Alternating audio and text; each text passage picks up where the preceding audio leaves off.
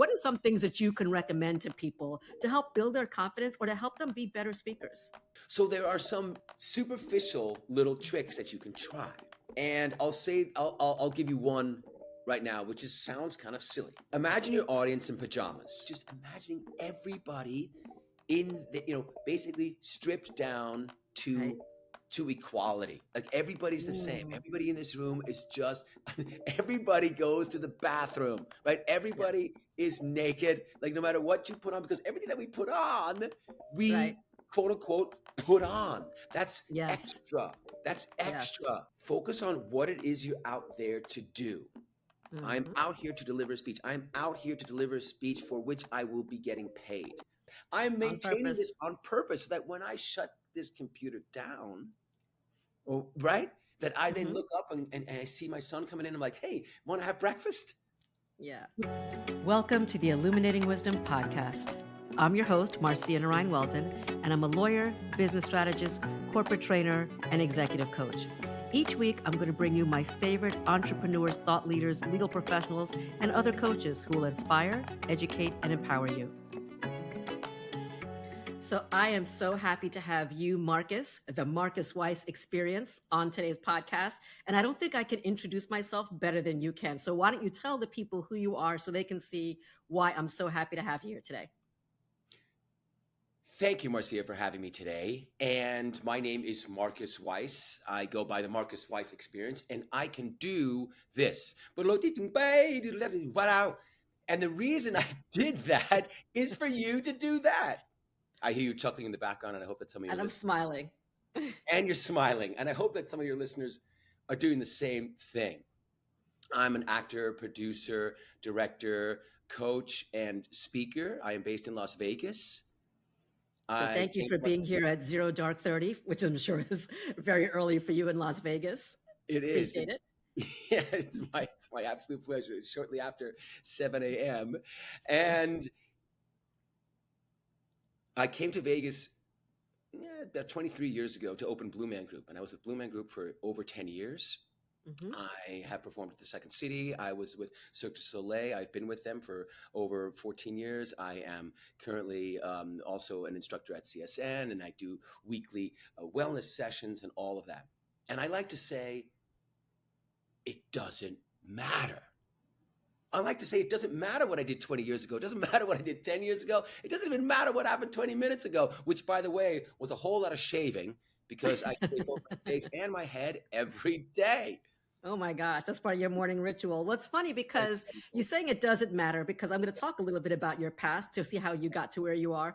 But Yes. I have never been on a Zoom call with you where you weren't like full of energy and joy at no matter what time of the day or night. Hmm. So, did you come out of the womb like that? Because you talk about the joy experience. Hmm. Why is joy so important? I try to live my life with a lot of joy as well. Not everybody sees that all the time, but every time I see you, I see the joy. So, Right. again, did you have like a super happy childhood, no scars, no Oh, suffering? And so ooh, you've been joyful from the womb to today, or how did you ooh, get there? ooh. I I feel that it is possibly quite the opposite. It is possibly because I've been through a whole lot of non-joyful experiences Hmm. that I have come to actively seek it. And for me, joy, by the way, includes awe, wonder, gratitude, and comes in all Hmm. shapes and sizes. I happen to launch or catapult or sometimes nudge myself into feelings of Hmm. joy by doing what I did at the top of this podcast, which was bye. And there was a time when I would scat to myself, Hmm. and myself and others would say, like, what are you doing? Are you Right. just shoving yourself, shoving stuff under the carpet? Why are you doing that? And I would say to myself, like, am I distracting myself from myself? And it's only in recent years when I started doing, especially the work that I'm doing now, that I really like to know that's me Yeah. actively pursuing a feeling in brain, heart, and gut, and therefore the mind that makes me feel a certain way. And I can use those feelings to leverage my life, whether it's just to gain a new perspective, whether it's to take an action that better serves me with people, or whether it's to sort of magnetize um, more positive things. And I use the word positive for lack of a better term in this moment. But I woke up at 4 a.m. to my crying cat. And I'm not making comparisons. I'm just Mm-hmm. describing, because you were saying that, did you just come out of the womb this way? Did you, Mm-hmm. is this what you do? And I Did you said, wake up like this? I mean, I Apparently kind of, not. do I wake up like this? Well, we'll talk about what I do when I wake up, by the way, which I also did this morning when I finally, by the way, chose to get out of bed. Mm-hmm. And I woke up and I had racing thoughts. And I've also struggled with, and I use the word struggle on purpose. Mm-hmm. That's what I did in the past. That's how I would describe it, with suicidal ideations, Mm-hmm. possibly for on and off, really for decades. Mm-hmm. And so some of that crept in this morning. Even, I know that you're also a certified brain coach. So Mm-hmm. lack of sleep tends to Mm-hmm. bring out the worst in our brains. Absolutely. So there I was, like it wasn't even 5 a.m. yet, Pacific Standard Time. And I am simultaneously realizing that I myself in this moment am choosing to stay in bed with my Mm-hmm. eyes closed, ruminating rather than doing what I usually do, which is get up and do a morning routine Mm-hmm. and just take a deep breath, put a smile on my face, and then see more easily something life affirming to focus on. So there I was this morning, choosing to just wallow, and I'm not. And so I realized that just by taking off my face mask and doing what I usually do, which is taking my fingers and putting my fingers on my eyes and going, it's going to be a great day. Like So for that. those of you who are listening, you should go to YouTube and watch it. But Okay. he just stuck his fingers above his eyes and made them go wide, I like made my pie eyes. plates. Thank you very much. I Right. intentionally took my fingers, and that put just the tiniest smile on my face, because it also reminded me of what I do other mornings, which is doing that. So it just triggered my body into putting a tiny little smile on my face, not a huge guffaw. Sometimes Mm-hmm. I giggle, sometimes I don't. Sometimes it's just a reminder, oh yes, this is where your body has your body, mind, and spirit have a little bit of a lift. Mm-hmm. And that literally made me take off the mask, put it in my drawer, take a deep breath. I have to stretch. I'm Right. 55, so I stretched. And then I came out, and then as I was up, my mind, body, and spirit knew that I was coming on this podcast with you, and you are amazing. And I knew that was Aw. amazing. And there goes my breath, and there goes my body. And then I'm reminded of who I am, which is Mm-hmm. somebody who is capable of finding something Right. to focus on, for me to take just a little bit of a deeper breath, just a little bit more, a little bit of something.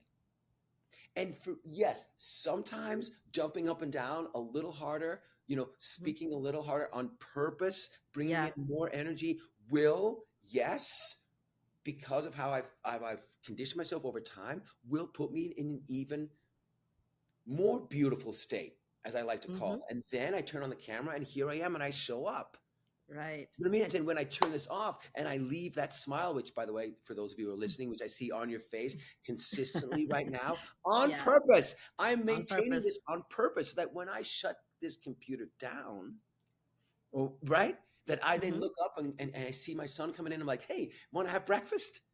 Yeah. Which is all in great contrast to the thoughts and feelings that I was having while I was in bed with my eyes closed and my mask over my eyes, staying in that in that pattern.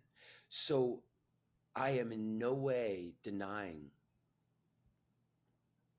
the human experience or the experience of each and every individual who might be listening to this and who is out there Mm-hmm. suffering. Yeah. It is, if anybody is listening to this in this moment or watching this in this moment, and they feel they are suffering for whatever the reason or reasons, Mm-hmm. I know one thing about them. They are choosing life and what affirms life in a positive way simply by virtue of being here.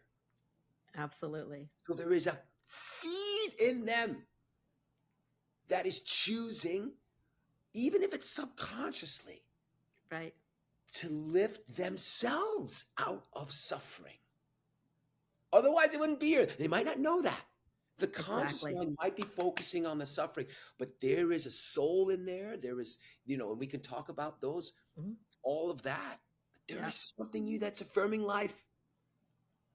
As long as we have a breath in our body and a conscious awareness in this state of being, meaning that Right. we're above ground in this physical world, there is something in you that has hope. Even if you consciously are saying like, I don't have hope. You do. I You would, do. I kind of beg to differ. So we could do 5 different podcasts just from that answer. All right. So, All right. so that no, that was because there's so much in there. We have so much in common as well. Yes. And I hear a lot of people like, "Oh, Marcia, you're always happy. You're always smiling." It's like, yeah, it took a lot of suffering to get to that. I worked on my happiness like a full-time job, and I Yes. make a deliberate choice. I woke up this morning, so funny. I woke up this morning with a terrible, like double vision, want to vomit kind of migraine, where I really wasn't trying to. And yesterday I messaged you because I was like sneezing uncontrollably. It's like maybe I'm sick. I don't know, but I chose to get up. I could have laid in bed for till 10 o'clock, which I never do because I'm up by 4:30, 5 o'clock. I could have laid in bed for 6 hours, but I looked over to the side and I could see the sun was rising. I live across the street from the beach. And then I sat there, and my mind's like, but you're tired, you don't feel good, you have a migraine, the humidity is like 100% when you go outside, you're just gonna be suffering. So just lie in bed. It's better that way. And I said, no, I'm gonna get up. I chose, and just to get my feet on the ground when I had this double vision, thought I was gonna vomit, I was like, I'm Mhm. gonna make the next step. And I said, if I could just make it to the bathroom and brush my teeth, then I'll do this. And I made it every little tiny step. And then I went across the street and I had a glorious, beautiful sunrise. Oh, And then I did like some random video about a Supreme Court decision, which is blown up all over the place on LinkedIn and TikTok, just because I made a choice to, oh, to open my eyes and say, let me just try to do this. So sometimes when people are suffering, okay. just the choice to get out of bed and just to drink the water. Because when people are in the throes of depression, I've been in it and I'm mental health first aid certified. I have a lot of people that I know who have suffered from serious debilitating depression and hospitalizations. I know what it's like to not want to get out of bed. So Uh-huh. sometimes if you just get out of bed and if you choose to listen to a podcast, if you choose to listen to my podcast, you already know a little bit about me. You know you're coming because you want to learn something. And if you're dead inside, you don't want to learn anything. So, what you said about just the fact that somebody is here shows Hmm. that there's some hope, maybe at the conscious mind, maybe not. The other thing you talked about was sleep. And it's so interesting that you mentioned that because both of us are certified by Dr. Amen Yep. in terms of brain training and learned about the importance of sleep. And a few weeks ago, I talked about it on LinkedIn about the importance of sleep. And one Okay. of my students messaged me, and former students have said, I'd been having some suicidal ideations. I haven't been to my doctor in a while. I said, please go to your doctor immediately. Please call 911 if that's the Yes. case. And I Yeah, yeah, yeah. said, and she said, yeah, but what is this about this sleep thing? I said, I'm not your doctor, but I want you to try to find some ways to get better sleep. There's different ways to do it. Right? I Yes. used to, by the way, be like 2 to 3 hours a night on average. Now I have something that helps me sleep and I can sleep for 7 or 8 hours. And it's a dramatic difference. Everybody's Okay. happy. I'm happy. She said That's when everyone she around. started sleeping more regularly and she got some stuff from her doctor, her mood completely changed. And some people think like, oh, I'm just giving these little silly things, but you and I know because Yes. we know the power of the brain. We Yes. know that brain is like important for emotional hygiene, that sleep, your body needs to go to sleep. Yes. When you talked about your morning ritual, you talked about what it was like today. What is your normal morning ritual for people? Because I think not Yes. everybody has to have a morning ritual. Some people have an evening ritual. But if you don't do your morning ritual, Mhm. how is your day? And what is it like when you do it when you don't do it? When I don't do it, my whole day feels like when you trip a little bit on the sidewalk and you're always stumbling a little bit, but not a Yeah, lot. It's not like I'm right, falling over like a right, clown, like, right, not like that. But right. it feels like you get off to a little bit of a rocky start and it feels like catching up. Mm-hmm. It feels unintentional. Yeah. It feels like out of integrity, meaning like Mm, I don't feel whole. right. And as I'm speaking, for those of you who are not watching, like, my face is a little, a little contorted And and up, Marcus is a little dramatic and because he's an actor. I'm a little This dramatic. is a little extra. Yeah, So, I'm a little extra. Hey, a little extra. How dare you? no, in a Well, good way. mm, mm. Well, I try. It's interesting you say that because when I describe things, my acting came after my being. Mm, I didn't start acting until college, really. mhm, And my the way that I express myself, the way that I connect with the world and mhm. others and myself, it has always felt very, um, well, at worst histrionic, and at best just really Right. expressive. Yeah. Because what comes out of my mouth and what I do with my body and how I live in my body as I express myself, it it sort of reinforces it makes me and others understand better where I'm coming from. I think. Hmm. So, I might not do it in a high stakes board meeting, but I'm doing it Right. with you here. So continuing. So my whole day feels a little off. So what I'm Hmm. doing, my morning routine, I feel more focused mentally Hmm. and more energized in my body. Yeah. And when my brain Hmm. meets my body, Right. my mind, which is, you know, slightly, I use that not interchangeably with brain. The Right. mind is more like this conscious awareness Hmm. is is just in a brighter space, is in a Right. more focused space, and therefore I focus more on things that serve me, which is the Yes. thing I want to do, the thing that feels good, the things that I know I need to get done, but I look at it from a brighter place. That's what my morning routine does for me. And when I'm looking at it from a brighter place, Hmm. that means that I can see where I'm going. That means I won't Right. bump into things. I use Yes. metaphors a lot. That means That's good. I can stay on track if I choose to. So that's what my morning routine does for me. So, I started, I am not a current actor. Yeah. Um, but I did acting lessons for years when I was younger. Mm, Interestingly, um, as much as I'm not a big like makeup hair person, I did like beauty contests when I was little. My mother put me in, so I won like some little second runner up in like some little mall contest, I and got can see that. and I got like a modeling classes, and I got some kind of like tennis, like all kind of stuff. So I got acting lessons, which I loved. Um, but and I auditioned and it was fun. I couldn't sing, so I Okay. so I got all the other kind of roles. Like I got the Wicked Witch of the West instead of Dorothy, right? Like I got like I was like a star in Hey, Arsenic and Old Lace because there was no music, right? So okay, those kind of okay, stuff. So okay. so but but acting as a child Yeah. has made it so much easier for me to be a lawyer because I can memorize anything.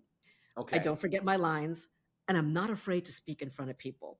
Okay. And public speaking is one of people's biggest fears. You Yes. and I are not also brain trainers, we're also neuroencoders. So I'm going to ask you to Yes. explain what that is to people. But I Okay. also want you to explain, as a person who acts for a living, Yeah. what are some tips you have for people who are terrified to get on a stage? Yes. Because that is one of the top 10 fears for people. A lot Hmm. of my listeners are lawyers, Hmm. law students. They Okay. have to do oral argument, they have to practice. I've had students literally have panic attacks and breakdowns Yeah. just rehearsing with me. And now I speak around the world. I don't mind speak. I can speak in front of 10,000 people, two people, no phase to me. But Right. that's not normal. What are some Right. things that you recommend? And again, Okay. the joy experience, but not everybody's the joy experience. Some people are like No. the terrified experience. Yes. What are Absolutely. some things that you can recommend to people to help build their confidence or to help them be better speakers? Okay. By the way, I hope you can hear me. Speaking of expression and Yes, speaking, I can hear you it's well. my AirPods. And by the way, here's the thing, right? Life happens. My AirPods aren't staying connected to my computer. No So worries. my voice is Sound changing just in fine. the podcast. Please let me know. So what can I do? So there are some superficial little tricks that you can try. Hmm. And I'll give you one right now, which is sounds kind of silly. Hmm. Imagine your audience in pajamas. Imagine your audience in pajamas. Because Now, people used to say, imagine them naked. So tell me naked yeah, versus no, I just pajamas. didn't say naked because I didn't think it was. I didn't know if it was appropriate for the podcast. But yes, really, imagine naked. And the Okay. idea is you want, but the idea is similar or the same. Pajamas, you might imagine them. It might be a little silly. Naked is just imagining everybody in the basically stripped down Right. to equality. Like everybody's the same. Mm, Everybody in this room is just everybody goes to the bathroom, right? yes. Everybody is naked, like no matter what you put on, because everything that we put on, Right. we quote unquote put on. That's Yes. extra. That's Yes. extra. And if you have this beautiful necklace on, I might go, oh wow, that's really nice. Or whatever. Like how if somebody's carrying around a bag that's really expensive, you like, oh well, that person must have a lot of money and I don't. And then all of a sudden comparison comes in and judgment of oneself comes in. Mm, If you go okay. to an audience, I know it sounds conceptual, but here's the thing. Conceptually, when there's an audience and everybody's looking at you, Yes. and then the person speaking feels I am here to deliver. And if it's somebody who's confident or excited, it's like, I am here to deliver this amazing thing, in response to which the audience is going to laugh or the audience is going to clap or they're going to be astounded when I juggle or whatever it is, or when I Mhm. say this really important thing, when we're coming from a place of confidence. When we're coming from a place of fear or Which fear is of most judgment, people. Yeah. which frankly is most people. Yeah. Right. Most people will go out there and they'll look at the audience and they go like, I have to deliver. And all of these people who are facing me Hmm. are going to judge me, not positively, but negatively. And Right. that's going to have a consequence. And people can imagine different consequences. I'll be fired. I'm going to feel terrible. I'm going to, Hmm. and lots of subconscious fears about that. So when we equalize each other, that's it, the least thing that we can do with all these people facing you. At least Hmm. the people facing you, Or are naked. are naked. Or in Right? pajamas. Or in Or in pajamas. pajamas. They're just regular people. They're just regular people. And how threatening can you be when you're naked? You don't have a uniform that says I am a soldier. You don't have something saying like I'm better than you, because we need to work on those thoughts and feelings too. Right. But in lieu of that, meaning if we don't have that, because that can be a lot of work for people, Hmm. start by imagining them naked. Start by imagining Okay. them naked. So now you have Okay? some people that are like, well, that's not enough. I need Not a, something more. What's need something another one? And then what's something that you recommend people do before they get out on the stage? You and I have great. been Yep. personally trained Yep. by people like Joseph McClendon, Mhm. who is Tony Robbins' business partner. We're now Yes. getting trained by Les Brown, by Dr. Stephen Crawford, some of the best in the business when it comes to speaking. But Yes. again, it probably wasn't as hard for the two of us because we've already had experience being on a stage. Right. What are some things that you can recommend to people before they get on the stage to just help them get that mindset, to get past that fear? Yes, they're going to think about them naked in the pajamas before they get there, but Yep. how do you get them past that stage fright? Or maybe they've got to make a presentation at work, or they've got to do a training, or they've got to make a pitch for their Yep. company or something like Yep. that. What's something Mhm. that you recommend to help with the mental preparation? Okay. I will mention one on-stage thing quickly, and then go backstage and Hmm. do a mind and mention a mind and a body thing. So that would be three things. Hmm. On stage, do your best and just your best to focus on not how you're doing, but what you're doing. Hmm. I'll What say does that that again. mean? Right. I was going to, okay. What you mean by Not, that, as what Joseph do says. I mean? Yes. As Joseph McClendon III says, what I mean by that is Right. focusing on what you're doing means, am I getting this message across? Like, what's the message I'm trying to get across, or I am in pursuit of getting across?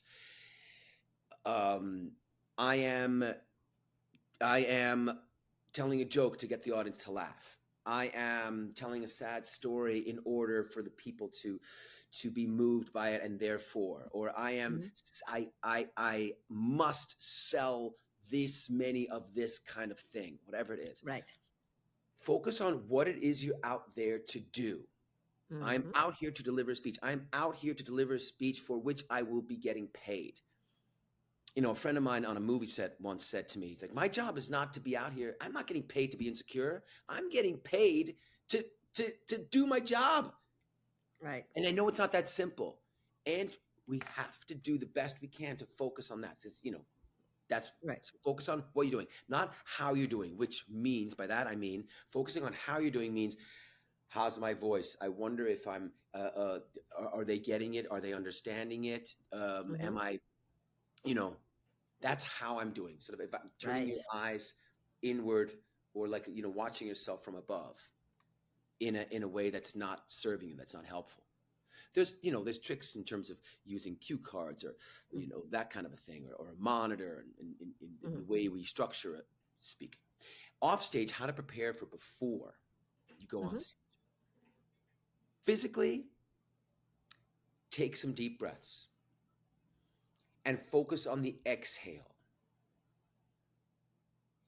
because the exhale connects you to the subconscious brain that sort of controls emotions, the Mm-hmm. subconscious part of your nervous system. The Mm-hmm. inhale energizes you. So Right. the inhale is more of an arousal thing, Mm-hmm. and the exhale is the calming down part of breathing. And it has to do with, Yep. you and I both know it has to do with Yeah. this nervous system. So take a couple of deep breaths on the exhale. As soon as possible on those breaths, take the corners of your mouth and put them above the horizontal. I'm not saying, I'm intentionally not saying put a big smile on your face, which is awesome. Which I just did. Which But I that's just did. right. But when I say put a smile on your face, people are like, but I'm too nervous to put a smile on my face. Listen, just get them at least above the horizontal. Take a deep breath. Right. If it takes 4 breaths, 5 breaths, 10 breaths, Mm-hmm. great. One of those breaths, put a smile on your face. I like to say, fix your face. Fix your Fix your face. face. Because Fix when your you face. do that, fix your face. People's parents have been telling them that for years, so they should be able to recognize that, right? Right. Fix your There you go. face. Fix your face. And then, mhm. And so that's the physical thing. So you And just talked about physiology, but I'm sorry, I don't want to interrupt you. But not at all. I want you to finish your statement, because then I want to talk about the importance of physiology in changing your state. So please Yes, continue. yes, please. No, that was a physical thing. So the onstage thing is focus on what you're doing, not how you're doing. The offstage, the physical thing is take a couple of deep breaths. And offstage, the last thing I would say is, and this is the mind thing. Mm-hmm. Focus on love. Focus on love. And by that I mean focus, this is apart from whatever speech you're making. Mm-hmm. That the whole world is ultimately a benevolent place. That it's ultimately benevolent. Meaning, and by that I mean, whatever it is, they're there to hear your message. You're out there to deliver a message. They're looking to be, everybody on some level is looking to feel joy. They're looking to be inspired. They're looking to be helped. They're looking to find something, whatever, to be inspired on Right. some level.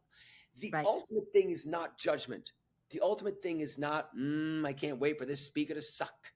No, we have to, no. And even if they are sitting out there going like, I'm bored at this convention or whatever it is, whatever, ultimately that even this person is ultimately looking to not be frustrated or bored or whatever it is. Right. We have to start with that bigger concept. I know it sounds like, what? That's so ethereal. That's so big. And yet it starts with that. Focus on the love. And when you focus on the love that the world is ultimately a benevolent place, you will then be able to start loving on the people you're speaking to. Mm-hmm. Then you'll go like Joseph McClellan III says, love on them. Yeah. And it starts off stage. You go like, I'm going to love on them because And he makes a ultimately they're difference. all good. What? It doesn't matter what you're talking about. I mean, before I even No. go into, and I teach a lot of my classes online, before I Mhm. go in, I stick a silent intention to them, like sending you guys all love. I might bring the pain in a few minutes when I start calling you to ask questions, but I'm Yeah, doing it with love, right? And absolutely. because, and if you feel that, it radiates, because you can Yes. tell a speaker who doesn't want to be there, who's Yeah. terrified, or the speaker who might be terrified but like really wants to say their message, and the audience will respond. The audience, like you said, they want you to succeed. I remember one time I Fantastic. was at the Olympics and somebody fell, track and field. Mhm. The entire audience stood up and cheered for this guy, Yes. even though they weren't from his country. They didn't Right. care. People ultimately want you to win and succeed, but we make the assumption that everybody's going to think I'm going to suck, I'm going to be disaster, I'm going to be embarrassed, I'm going to be a meme, all that kind of stuff, when really people just want you to succeed. And so Cool. let's switch now to go to physiology, because you've mentioned this a little bit. And both of us have been trained in neuroencoding. So I'm going to ask you to tell the people what that is, and Oh, then talk about the importance of movement, right? yes. In terms of helping to change that state, change that frame of mind. Okay. So neuroencoding is a proven method, and by that I mean there's science behind it, Right. that helps people default to thought, feeling, and behavior patterns that serve them. So that, and by default, I mean you automatically go to something Mm-hmm. that then serves your life in whichever Right. way that you want, so that you can overcome procrastination, fear of failure, Right. fear of judgment, all those kinds of things. So, rather Fear of than success. fear of success, so Right. rather than fear of public speaking, so that rather than when you're about to public speak, you automatically go to a fearful place, you will automatically go to a place that looks forward to it. So that's what neuroencoding can do for you. Right. And And we both so, and for some people, you would default, like, and we've learned, we help, and I help on coaching clients, I'm sure you do it too, have. develop their own kind of personal mantras. And Yeah. there's a way to do it where you do it repeatedly and you move. Yes. It's not just saying, sitting in the lowest position, I am amazing, I'm amazing. Mhm. You sit there to come up with your own kind of specific mantras to help change how you think about yourself, which then changes. I remember when I started doing it, and I started doing it before before I learned about neuroencoding, but then I really amplified it, made sense why it made sense. I started using words to myself, and I started moving around. I'd walk, I'd talk, I'd pace, just to kind of get it in my head. And Yes. people started saying the same words back to me. They're like, "You're so radiant today." I was like, "Yes, I am," because that's what I told myself this morning. But like That's this right. Yep. random people who like Yes. barely have subject, like, "You're captivating." I said, "You Yes. know the word captivating?" But but I didn't want to say like, Sure. I was like, Sure. but when we do that, right? Yeah. And again, so talk to us about why the movement part, because so much of people Mhm. learning to kind of coach themselves, or they watch things on TikTok Mhm. or YouTube, Yes. it's kind of, I'm going to sit there and I'm going to visualize, I'm going to journal, all of which is Right. important. But why is the movement part important? Mhm. Well, physiologically, it gets oxygen into your brain. And movement, particularly Hmm. movement that you choose with the intention of elevating your mind, body, and spirit, Hmm. will release feel good chemicals in your brain, like dopamine. Right. So it literally makes you feel better. Hmm. And so when you have dopamine released in your brain, you will start to, even if you're not moving a whole bunch, just a little Right. bit, that will then change your thoughts a little bit. And when you change your thoughts even a little bit, you will change your Yes. focus a little bit. And when you change your focus a little bit, you will physically and mentally, and therefore also physically, be Hmm. shifting direction. Yes. You will be by shifting your focus, you will ultimately shift your direction. And so you might choose to move a little more, or do an extra push-up, or walk around the block one more time. Or you might look at a rose and decide to smell it, which will then release, Hmm. more Hmm. dopamine in your brain, that kind of a Hmm. thing. So and physiology, changing your physiology, for lack of a better term, is in many instances an easier, and I'm using quotation marks, an easier way Right. to shift right in, to shift yourself. Because Hmm. it's like, it's not, there's not as many options You know, because when we Yes. start to when we're thinking and I'm scrunching up my face, like I'm gonna think to make myself feel better, all of a sudden your pre-neuroencoding self will go into all sorts of thoughts that will make you Right. think, you know, negative I'm thoughts, and not beautiful. I'm not I'm captivating. not I'm not beautiful. smart. No, you'll go into Nobody's all gonna your love me. no, Right. Oh, you'll go into all your patterns, right? Nobody's right. gonna love me. They're all gonna hate me, or whatever it is, or I suck, and I Right. had a bad childhood. And by the way, you know, we can talk about my childhood in another Mm, podcast or later on mm. because I know I didn't go into the specifics, but yeah, man, all of that. But somehow physiology, all of us know what walking is, or all of us know Yes. what moving your arms is, because not everybody can or is in the position to choose to walk or even to choose to move arms. So even if it's nodding your head, or if it's opening your eyes, or if it's turning your head one way, whatever it is that you're capable of doing to change a physiology, because then changing physiology will release something in you, and it's very and it's clear. Right. Does And that like make you sense? said, there's a whole lot of science behind that. Let's switch to something else that's hard for people. Mm-hmm. Um, as you know, I've spoken publicly on forgiveness and on my forgiveness journey, and it is my mission to Mm-hmm. help people, live a life of unconditional love and uncompromised forgiveness. You talk about forgiveness as well, and you talk about the importance of forgiving yourself. Mm-hmm. That's very hard for many people because they Mm-hmm. live in guilt and in shame. And Yeah. I'm assuming it's pretty much hard to live with joy Yeah. if you're always beating yourself up. Mm-hmm. How do what are some things that you can think of, some kind of tangible things that you can recommend to people to Okay. just start the journey of self forgiveness? Because sometimes I think that's harder than forgiving other people. Oh, yes. Because as we do to ourselves, we Hmm. do unto others. Right. You know, as you would do unto others, you know, do unto others as you would do Yeah. unto yourself. So, a tangible thing, meaning something that we can all observe and we can all, I think, keep track of and know that we're either doing it or not doing it, which Hmm. is to accept that we're not perfect. Right. Meaning that if one moment we might be beating ourselves up, as you said, notice when you're not beating yourself up, if even for a second, because Yes. that's the start of grace. So, as I was describing earlier in the podcast, you know, I had a morning in bed. And even I, who spend a lot of time intentionally finding moments of joy, awe, wonder, gratitude, calmness, we have moments. And that Hmm. doesn't mean we have to open the floodgates or pull that trap door and fall right back into that darkness of, okay, well, I'm going to spend the rest of my life beating myself up because I had a moment, which means no, it just means that we're not perfect. It just means that when you look around, there's flowers that are thriving and there's flowers that are wilting. It's all part of nature. So notice when you're not beating yourself up, even for just a second.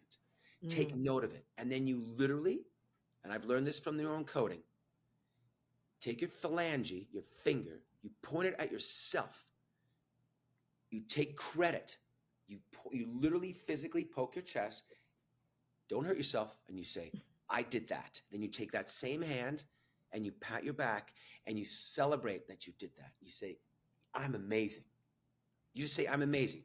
Because what you say out loud to yourself, your brain Hmm. believes you. Your brain believes you for that moment. So just for that moment. So then Yes. that moment becomes a real part of your life. So that means, okay, for right now, you might be a person who beats themselves up a little bit here and there. And you're also a person who does not beat themselves up, who can actually feel good about themselves for a moment and who can reward themselves and celebrate themselves. And yes, you just asked me for something tangible. So do it.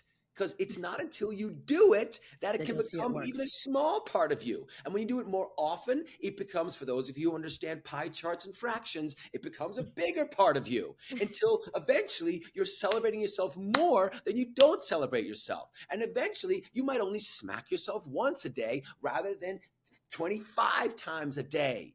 You hear me? So then all of a sudden your pie chart is really, really Right. big. Does it mean that eventually you know, it'll totally disappear? Or like, when you're downloading a video, you'll Hmm. finally get 100% and you're like, yeah, I don't know. Maybe, maybe not. The vision is ultimately you are benevolent. Ultimately, the world Right. is a benevolent place. Ultimately, even if you have a little bit of beating up left, that's okay. That'll happen. I don't listen, guys. I don't stay in. I'm not like doodly bop wow all day long. You know, because here you go. Here you're smiling. I hope people are Yeah. smiling too. This moment, you don't suck. When you're laughing, you are a beam of light, and nobody can tell That's me that a right. beam of light sucks. Okay, Exactly. And so that's so important yeah, because, we talked about celebration, and it's something yes, you and I have learned and been trained, and it's something I try to get my coaching clients to do. And it's something I do all the time. yes, Celebrate everything. It's yes, not arrogant. It's not stupid. And the no, reason you do it is like we talked about, we're training the brain. Every time you yes, celebrate, the brain says, I want more of that. So when I yes, got out of bed, that was a yes, celebration. I was like, I did it. When I went yes, across the street to the beach, I was like, I did it. yes, Because when your kid's little, when you're like, oh my God, you pooped. She pooped number two. Yay. yes. Yay. You She was yay! able to make a step. You do Right. three little kids, everything they do. Yes, Like they blink their eyes. Oh my God, my kid's a genius. We have to do that to ourselves as we have well. to. We have to celebrate, especially if you feel like you can't get out of bed and you just got out of bed that day. That's a big deal. That Celebrate even that. Not getting to yes, work, but that I yes, got my feet off the ground, I stood up and I brushed my teeth. That yes. is sometimes enough for some people.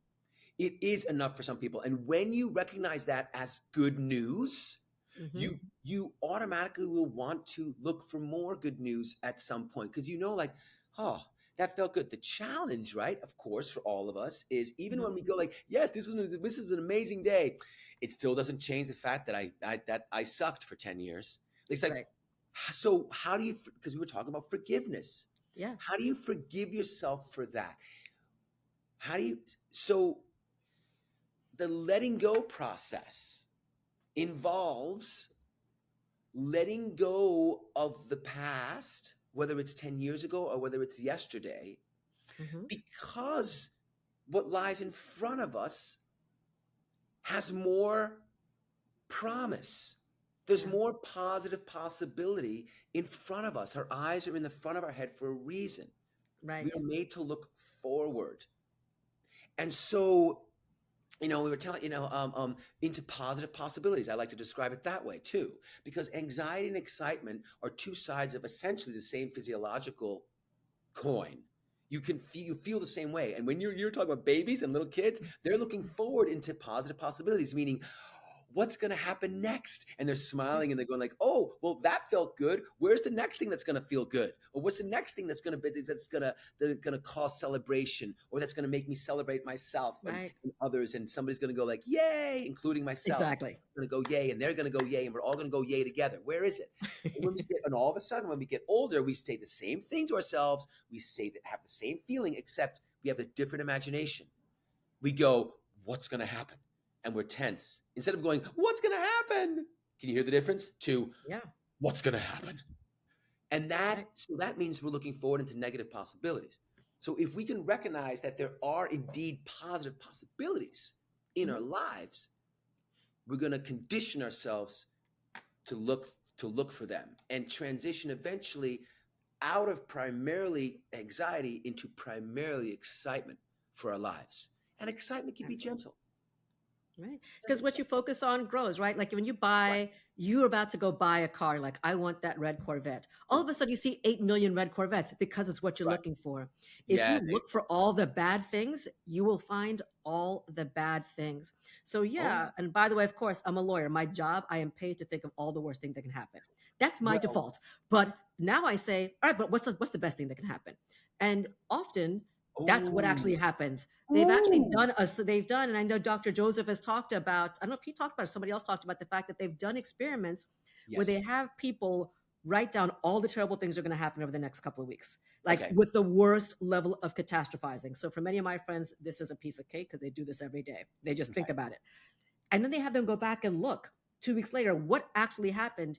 And I think in over 90% of the times, the bad thing never happened. Oh, right? yes. So, and that's Right. the thing. We're always so focused. It is also why I think having a mindfulness practice, and people listen to me like, again with the mindfulness, but it's true, helps you Yeah. focus on the present. We can focus on the past, and I actually got into a very big argument with somebody yesterday, totally not my Zen AF kind of way, because we started arguing about stuff from the past, like 10 years ago. And Yeah. I got so exercised. It's still a trigger for me. And Oh, God. I said, I got to get back to the present because let's focus on the future because I survived that. I have survived the Yes. worst days of my life. Yeah. Every single person listening to this has already survived the worst days of their life. Yes. Literally. You have Literally, literally because you're survived here. because Because you're you're here. here. Right. Exactly. Literally because you're here. And the Mm-hmm. only reason we ever think about the past is because underneath all of it, wouldn't you agree that we want to move forward into a future that does not look and feel like the past that we feel so guilty about, or that we feel so Right. resentful about, or that we're Right. always trying to move through conflict and suffering into non-conflict and non-suffering. Right. And And in, our in brains are going to reward us because and the there's some brain's reward. people who get rewarded from complaining, right? They Yes. blame, shame, and complain. And for them, Ooh. that's where they get the attention because we're like, Ooh. oh my gosh, your marriage is still not going well. This is terrible. I Yeah. know. Or your job Oh, sucks, yeah. your boss is terrible. And so for them, it's actually easier to stay stuck in the suffering because that's how they get their attention. But they're not happy. Why not Hmm. get the attention from like, oh my gosh, Marcus, I've never seen you not lighting up a room, no matter Boom. what's going on, right? Yes. That's a Yeah. better way. If you want to get attention, you can get the negative attention of, oh my God, I feel so sorry for Marcus. His life sucks. Thank God I'm not him. Or Hey, I and love being around Marcus because every time I'm around no, Marcus, no matter how I feel better. yes. It's a choice, like you say. It's always a choice. It is always a choice. Is it depending on who you are and where you are in your life, is it always an easy Oh choice? no, no, No, no. of You course said it not. earlier. You're like, it's a full-time job. It is a full-time job. And by full-time job, I mean like, yes, every day. I no longer have bad days. I don't have bad days. And by the way, by that I mean I don't have days where I don't find at least one, if not multiple, if not many moments of recovery. That's what I mean. I used to wake up saying, I used to wake up going, oh gosh, it's going to be one Mhm. of those.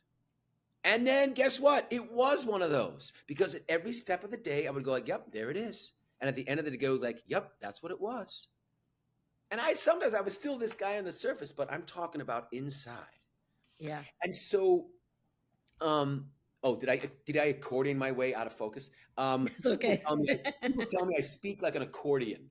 I go, That's perfectly fine. and then I come back to it because it all has a purpose for me Hmm. because it has to do with getting into the present. It has to do with because we all just want to get into the present from which we can move on in a more joyful way, in a more appreciative way, in a more uh, grateful way, in a more loving way, in a more fun way, in a more calm way, in a more relaxing way, in a less anxious way, in a less tense way. Because sometimes we need to use that language for some people, Hmm. including ourselves. Sometimes we're so far removed from the word happy. Yes. Use the word happy. Don't use the word happy. Just use the word a little more Yeah. I relaxed, can a get little somebody less. neutral. That's fine, Just right? get to It's like neutral. That's just progress. like not if you go from like despondent to miserable, all right, let's go from miserable to like Yes, unhappy. please. Sometimes Yes. it's just Go. one step. And I think that's really Sometimes important, right? Because it you talk is. about the joy experience. You and Yes. I are both people who literally have trained our brains to be Mhm. joyful and to look for the positive. That's Yes. not where most people are. So we have to No. remember we got to take people where they are. So if you're like, Yes. that's great because he's a joy experience, Blue Man Group lives in Vegas, what's not to love? You know, Hmm. it's a matter of how can I get from, where I am just to 1 degree happier, 1 degree Just, better. just 1 degree. Because if you can get yourself to 1 degree, you can Hmm. get yourself to that 2 degrees. And then Hmm. could you drop down a whole bunch of degrees? Sure. And now you know that you can improve or you can get 1 degree better Yep, because you've done it. You've done it. You've absolutely. survived your worst days and you've also elevated yourself by 1 degree in the past. You've proven it. You can't Yes. you can't tell me you can't do it. You Right. can't Because you've done tell it. me because you've Yeah. done it. Right? That kind of thing. So in my work and in our work together, I think in the Hmm. neuroencoding, Hmm. we do things, and I literally do things in real time, in the present, in the here and now, where people's systems go to a place of flow, of release, of hopeful anticipation of positive possibilities. Hmm. And that might only be 10 seconds from now, 15 seconds from now. And then we celebrate the fact that we did that in real time. So Yes. your system, that means your brain, your Hmm. body, your heart, your mind can go there. You Right. can do it. And it's important to recognize and celebrate that you did that. So that it's not a Absolutely. coincidence. It's not like, oh, Yeah. well, yeah, it was Lucky break. it Yeah. was a lucky break. I just happened to be Marcus was around, or I just happened to Yeah. have a good job, or yes, I Right. happen to have, um, no, you did that. Nobody was inside your body literally changing you. That was you. And I think that's a recognition, Marcia, that's really, really important. That we all, like you were saying, like, oh, it's easy for Marcus to say. It's easy for Marcia to say. Right. That's that. Then we're looking outside of ourselves. Exactly. And that's the most important thing, I think, when you learn to celebrate yourself, the little tiny thing that you did. Oh, I Hmm. finally made dinner instead of ordering Uber Eats. Pat myself on the back.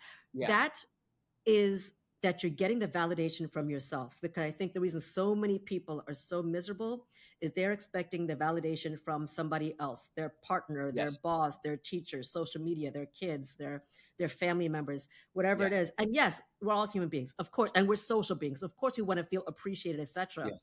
But if Yes. we don't appreciate ourselves, we train people how to treat us, right? So if we're never celebrating ourselves, and when we celebrate ourselves, we then start to settle for a lot less because we're like, wait a minute, I'm too flippin' awesome to deal with that foolishness over there, Yes. right? Now, Yes. again, it Yes. takes time to get there. This It is does. not going to be, I listened to the podcast and now I'm ready to be the joy Yes. experience number two. That's But right. at least if you just try. And I'm going to ask you something because you've given Yes. some great advice. What is the best advice you received that you didn't take? And do you have any regrets about that? Relax.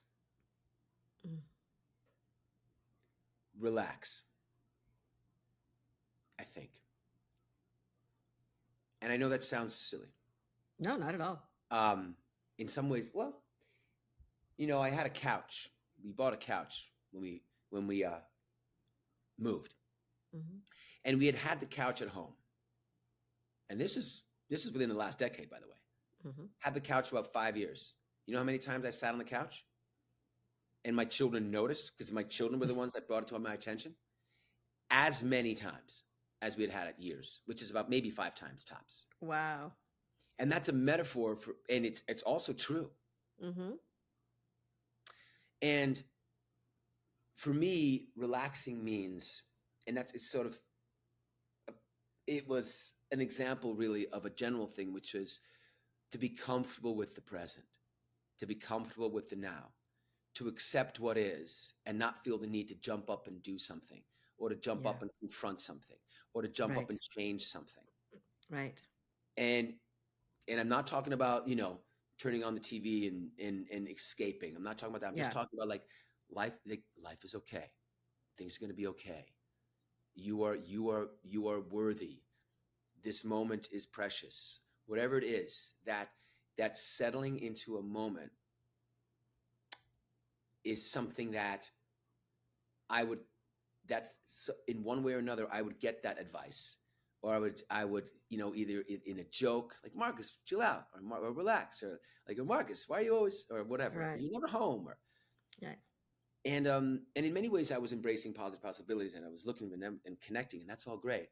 There was a fundamental inability to relax Yeah. that I don't like to use the word regret, Marcia, by the way, because that's a way for me to Hmm. focus on the past. Yeah. I like to say I'm thoughtful about it, and therefore become feelful about it, Mm. Okay. and therefore then will hopefully change something in my life. Because Excellent. to be present and to accept what is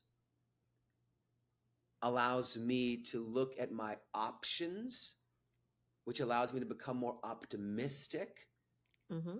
about what lies ahead, whether Right. it's the next minute, whether it's the next hour, whether it's the next day, or the rest of my life, comes from a presence. And you speak of mindfulness. Mm-hmm. So even if you're talking about lawyers, I'm fascinated by that, because even then you're in a trial and you're speaking and you're arguing or whatever it is, right? You're still, if you're in the present, focused on what's the best that can happen here. Mm-hmm. And your love and your awareness goes towards your client or whatever it is, or towards changing the hearts of that jury. It all comes from a place of relaxation and acceptance to me. Excellent. So, you've been so inspirational already. What is a Mm. phrase, a mantra, a song, or book, a movie, something that continues to inspire you? Because I like to leave our listeners with something that's going to make them say, hey, I never heard of that artist, or I never heard of that book, or I never heard that saying. I'm going to go look into it. So, what's something that you would give to the listeners to inspire them, besides everything you've already said? Um, may I share two? No, of Okay. course. Oh my God. Of Okay. course, please do. Yes. Double the lessons. Yes. Okay, great. Notice the difference of energy between the words no and yes. Now, I'm talking from what I speak to and from what I coach into.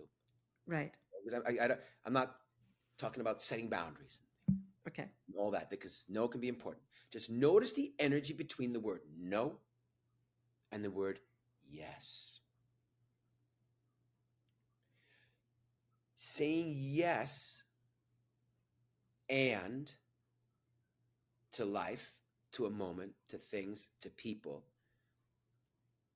to me creates more positive possibilities. And by positive, I don't mean toxic positivity. I just mean things that will serve us and others. So say yes more than no to things, to people, to situations, to the world, to life, and most importantly, to yourself. Because that's what you got. Yeah. And guess what the great news is? That's what we all got, and that's what we want. We want you in your best, most beautiful self. So say yes. Love That's the that. mantra. Just say yes. Just say Second yes. thing is a song I just love and it always comes to mind. Travis Green. Mm-hmm. He happens to be a gospel singer.